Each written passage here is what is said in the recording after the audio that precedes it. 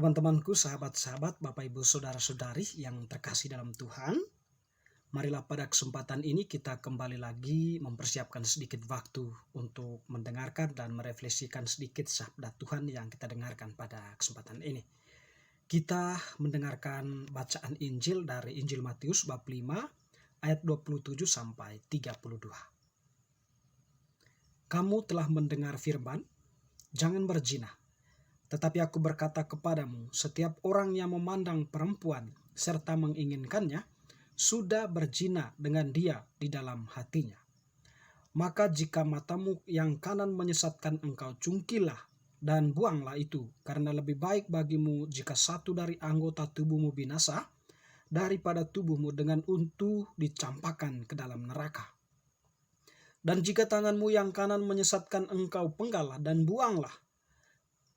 buanglah itu, karena lebih baik bagimu jika satu dari anggota tubuhmu binasa daripada tubuhmu dengan utuh masuk neraka. Telah difirmankan juga, siapa yang menceraikan istrinya harus memberi surat cerai kepadanya. Tetapi aku berkata kepadamu, setiap orang yang menceraikan istrinya kecuali karena zina, ia menjadikan istrinya berzina. Dan siapa yang kawin dengan perempuan yang diceraikan, ia berbuat zina. Demikianlah Injil Tuhan, terpujilah Kristus. Teman-teman sekalian, Bapak Ibu Saudara-saudari, sahabat-sahabatku yang terkasih, penginjil Matius yang telah kita dengarkan tadi masih merupakan kelanjutan dari bacaan sebelumnya tentang Yesus dan hukum Taurat. Seperti yang kita sudah refleksikan sebelumnya, bahwa Yesus datang ke dalam dunia ini bukan untuk menghapus hukum Taurat, atau bukan untuk menghilangnya, atau menghilang satu titik atau iota pun dari hukum Taurat. Tetapi Yesus datang ke dalam dunia di samping dia menyelamatkan manusia, tetapi sekaligus menyempurnakan hukum Taurat dalam konteks Israel pada waktu itu. Jadi kita memahami di sini dengan demikian, kehendak Allah atas hukum Taurat itu merupakan suatu yang harus dilakukan oleh manusia. Dan pada kesempatan ini, bacaan hari ini, Yesus menampilkan kehendak Allah yang sesungguhnya dari hukum Taurat itu, atau hakikat dari hukum Taurat itu. Kita tadi telah mendengar bagaimana Yesus berbicara atau mengajarkan. Pertama-tama dia mengutip hukum Taurat, secara khusus larangan jangan berzina. Nah, itu larangan itu tentu ada di dalam hukum Taurat. Tetapi bagi Yesus, larangan itu masih universal sifatnya. Bagaimana cara untuk menghindarkan orang supaya jangan melakukan tindakan berzina. Jadi bagi Yesus, dia mengatakan bahwa aku berkata kepadamu, setiap orang yang memandang perempuan serta menginginkannya sudah berzina dengan dia di dalam hatinya. Artinya di sini seseorang yang memandang perempuan dan menginginkannya saja, itu bagi Yesus merupakan suatu yang berzina, atau mungkin itu arah kepada sebuah tindakan perzinahan, karena memang itu dari hatinya, atau itu ada dalam hatinya, atau itu sedang bertumbuh dalam hatinya. Bagi Yesus, menginginkan saja perempuan, memandangnya dan menginginkannya, itu sudah merupakan suatu perbuatan berzina. Dengan demikian, Tuhan hendak menegaskan di sini bahwa akar dari sebuah perbuatan zina, atau sebenarnya akar dari larangan jangan berzina itu hati kita, keinginan kita memandang perempuan dan menginginkannya. Jadi itu adalah gerakan hati yang kalau tidak dipangkas secara sejak dini, tentu akan menimbulkan suatu tindakan yang berbahaya atau tindakan aksi nyata. Bagi Yesus,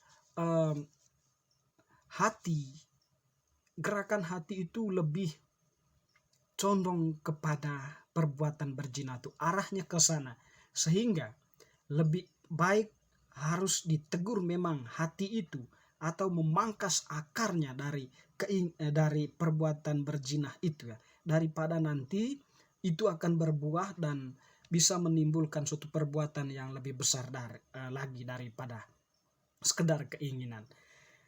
Teman-teman, saudara-saudariku yang terkasih, Yesus juga tadi mengatakan bahwa Siapa yang menceraikan istrinya harus memberi surat cerai. Tetapi aku berkata kepadamu, setiap orang yang menceraikan istrinya kecuali karena zina, ia menjadikan istrinya berzina. Dan siapa yang kawin dengan perempuan yang diceraikan, ia berbuat zina. Artinya di sini teman-teman, aktivitas perceraian itu ya tentu tidak dikehendaki oleh Allah ya. Meskipun orang-orang Farisi dan ahli-ahli Taurat ya dalam bacaan kitab suci yang sering kita dengarkan mengatakan bahwa Musa itu mengeluarkan surat cerai, artinya mengizinkan perceraian. Sebenarnya di situ bukan Musa menginginkan atau bukan Allah menginginkan manusia menceraikan istrinya ya. Tetapi itu Yesus menjawab atau Yesus memberi sebuah penegasan, karena ketegaran hatimu lah. Nah, kita kembali kepada hati. Ketegaran hatimu lah yang membuat Musa itu mengeluarkan surat cerai. Dengan demikian, perceraian itu hanya merupakan sebuah dampak. Aktivitas perceraian itu hanya merupakan sebuah dampak yang disebabkan oleh atau akarnya itu adalah hati kita yang tegar. Kita sudah berbuat janji, kita sudah memantapkan komitmen untuk mau hidup berkeluarga misalnya. Tetapi dalam perjalanan waktu kita tidak mampu untuk mengendalikan diri ya, sehingga itu tadi menginginkan atau memandang dan menginginkannya itu dari hati, itu merupakan aktivitas hati ya. Jadi perceraian itu sebenarnya sebuah aktivitas hati yang tidak direfleksikan, yang tidak dipangkas, yang tidak dicabut ya, sehingga berbuahlah pada aktivitas tindakan perceraian. Sehingga Tuhan tadi menekankan bahwa mending akarnya itu yang dibabat, yang dipotong ya, supaya nanti jangan berbuah. Nah, di sini teman-teman, saudara-saudariku yang terkasih, Yesus menampilkan diri sebagai Allah ya, atau kehendak Allah ditampilkan di sini berhubungan dengan hukum Taurat, menampilkan secara sempurna atau secara utuh akar dari perintah itu ya, bahwa perintah itu sangat bagus supaya orang jangan melakukan tindakan kejahatan, tetapi Yesus menyempurnakannya lebih dalam lagi, bahwa hal yang paling penting yang perlu dilakukan oleh manusia supaya jangan sampai pada tindakan berzina itu adalah hati yang perlu dipoles sedemikian rupa dengan ya mendengarkan firman Tuhan, atau dengan renungan-renungan, refleksi-refleksi pribadi, doa-doa. Tentu semuanya itu yang akan menjadi kekuatan bagi kita untuk membabat hati yang cenderung atau condong menginginkan hal-hal yang dilarang oleh hukum Taurat. Teman-teman, saudara-saudariku yang terkasih, bacaan ini tentu sangat kontekstual ya dengan kehidupan kita. Ya mungkin kita ya tak jarang ya kita membenci sesama, atau mungkin juga mengingini perempuan lain misalnya seorang bapak keluarga atau seorang istri menginginkan laki-laki lain padahal sudah menikah misalnya tuh. Ya tentu aktivitas kita itu, rencana-rencana kita itu ya bagi Yesus itu merupakan sebuah aktivitas hati disebabkan oleh ketegaran hati, atau hati yang sedang tidak bersahabat dengan Allah, atau hati yang tidak terarah kepada Allah.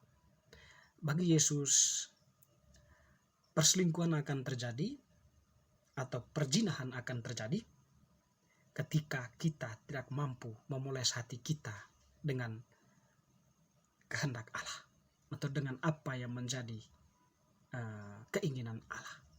Santo Paus Fransiskus baru-baru ini menampilkan kepada kita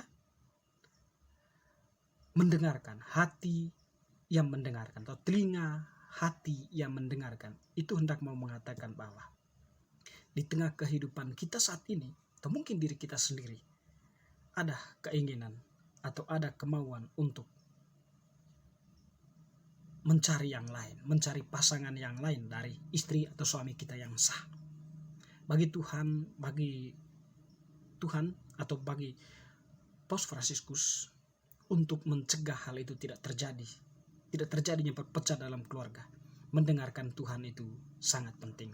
telinga hati kita untuk mendengarkan Tuhan itu sangat penting dan membantu kita di sini agar kita tidak terjebak dalam perbuatan yang sesungguhnya.